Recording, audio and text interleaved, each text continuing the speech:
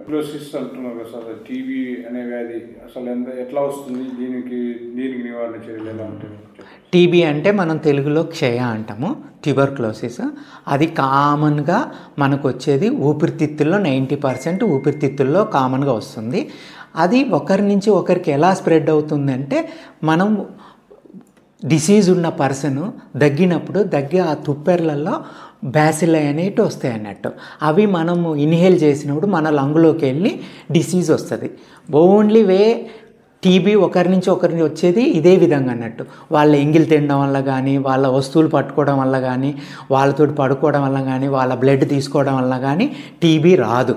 Only మనం TB వచ్చినప్పుడు పేషెంట్లు కానీ, మనం ఎప్పుడైనా దగ్గినప్పుడు కానీ కాఫ్ హైజీన్ ఫాలో కావాలంటే, మనం మూతికి గుడ్డ కానీ మూతికి చేయి కానీ అడ్డం పెట్టుకొని తగ్గితే ఆ తుప్పెర్లు అనేటివి బయటకు రానప్పుడు మన నుంచి వేరే వాళ్ళకు టీబీ రాదు అన్నట్టు.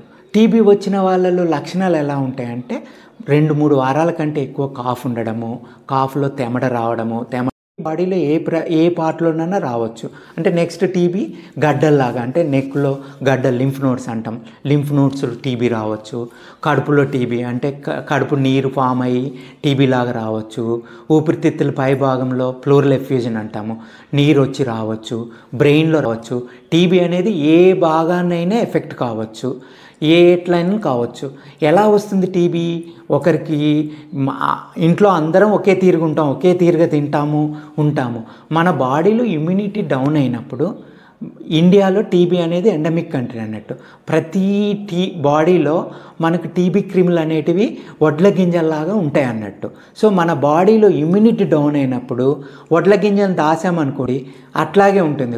బాడీలో ఇమ్యూనిటీ డౌన్ అయ్యి టీబీ, వేరే డయాబెటీస్ కానీ, వేరే ఇమ్యూనో డెఫిషియన్సీ డిసీజ్ కానీ వచ్చినప్పుడు అవి పెరిగి టీబీ క్రిముల్లాగా అయ్యి టీబీ డిసీజ్ వస్తుంది అన్నట్టు. టీబీ పేషెంట్ దగ్గర మనం ఉండకూడదు సార్, అంటే వాళ్ళు ఎక్కువ ఉండవచ్చు, జాగ్రత్తలు తీసుకోవాలి. మనం మాస్క్ పెట్టుకోవాలి, టీబీ పేషెంట్లు మాస్క్ పెట్టుకోవాలి. మన మీద దగ్గకుండా వాళ్ళు ఉంటే టీబీ అనేది మనకు వర్తించదు అన్నట్టు, రాదు అన్నట్టు. దగ్గు లేకుండా దగ్గు లేకుండా తుప్పెర్లు లేకుండా ఉంటే టీబీ అంటది అన్నట్టు.